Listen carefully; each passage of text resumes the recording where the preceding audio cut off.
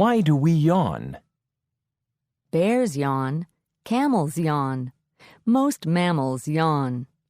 Why do we yawn? No one really knows the answer.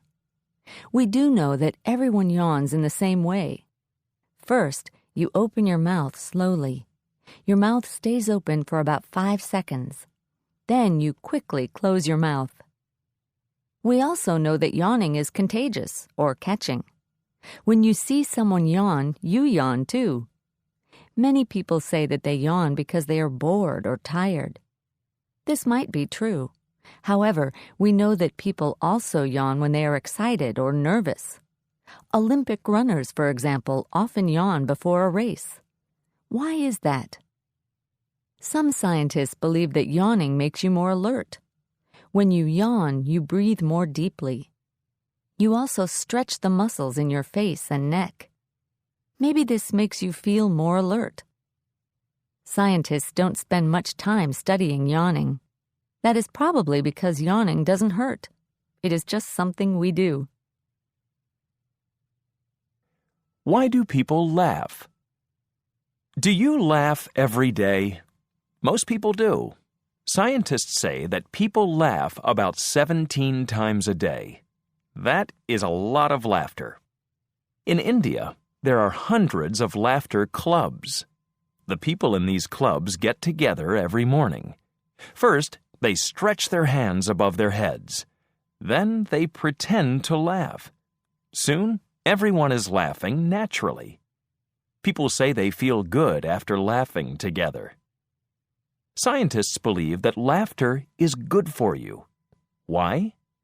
For one thing, laughter is good exercise.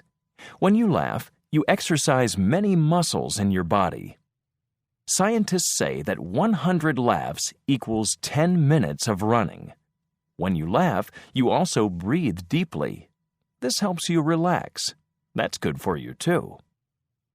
Why do we laugh? That is a hard question to answer. We know that people laugh more often in a group. They don't laugh very often when they are alone. Many scientists believe that we use laughter to connect to other people. Laughter helps us feel part of a group. In English, people say that laughter is the best medicine. Some think that laughter helps sick people get well. Do you think so too? Why is the sea salty? There is a lot of salt on the earth, and it mixes very well with water. There is some salt in all water. Water on the land runs into lakes and rivers. The water from most lakes goes into rivers. These rivers run into the seas and oceans. They carry a little salt with them. Some of the ocean water moves into the air and clouds. It evaporates. Salt cannot evaporate. It stays in the ocean. The water in the oceans has more salt than the water in rivers. Ocean water is about 3.5% salt.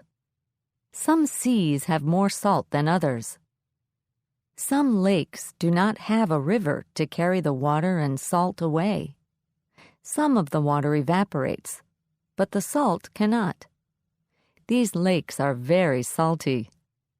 There are 2 famous lakes like this. They are the Dead Sea in the Middle East and the Great Salt Lake in the state of Utah in the United States. They are much saltier than the Atlantic Ocean and the Pacific Ocean. People kill. Animals kill. Animals and people kill for food, or they kill their enemies. People and animals can move around and find something to kill. They can run away from an enemy. They can kill it if it is necessary. Many kinds of animals eat plants.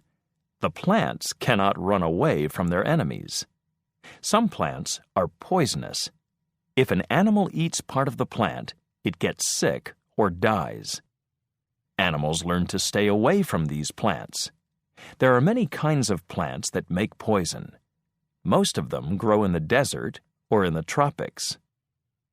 Farmers use many kinds of poison on their farms. Most of these poisons come from petroleum, but petroleum is expensive. Scientists collect poisonous plants and study them. Maybe farmers can use cheap poison from plants instead of expensive poison from petroleum. How do hearing-impaired people talk? Hearing-impaired people cannot hear sounds well. How do they hear words? Many hearing-impaired people use sign language. They talk with their hands. Two hearing-impaired people can talk to each other. They both use sign language. Sometimes, a person who can hear interprets for hearing-impaired people. The person listens to someone talking, and then he or she makes hand signs. There are two kinds of hand signs. Some hand signs are for whole words. For example, there is one hand sign for the word love. There are hand signs for different actions, things, and ideas. Some of the signs are very easy. For example, the signs for eat, milk, and house. You can see what they mean. Others are more difficult. For example, the signs for star, egg, and week. The second kind of hand sign is finger spelling. In finger spelling, there is a sign for every letter in the alphabet.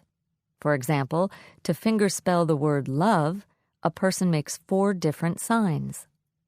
It is much slower to fingerspell, but it is useful for signing names and technical words. People can use both kinds of hand signs together.